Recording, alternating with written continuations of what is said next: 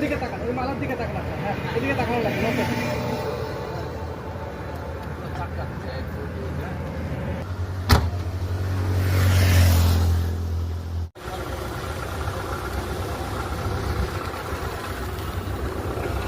করে দিবা,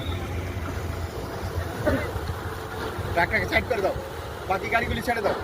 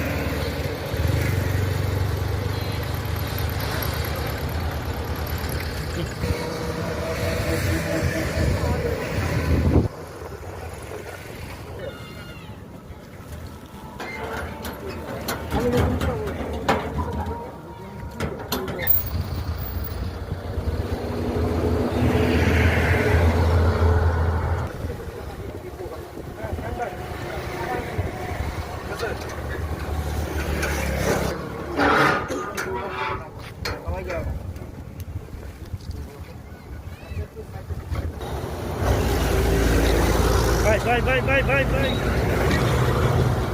Vem, Nini.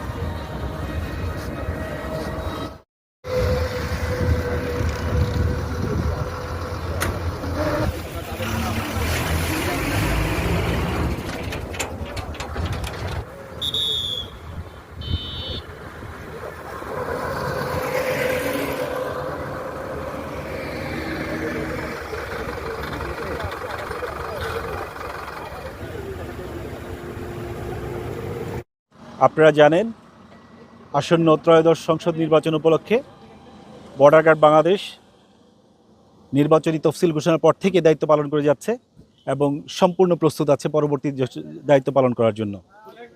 আমরা আমাদের এই দায়িত্ব পালনে সরকার এবং নির্বাচন কমিশন কর্তৃক যে সকল দায়িত্ব দিচ্ছে এবং সেই দায়িত্ব মাথায় রেখে আমরা সম্পূর্ণ নিরপেক্ষ, পেশাদার এবং নিষ্ঠার সাথে দায়িত্ব পালন করে যাচ্ছি।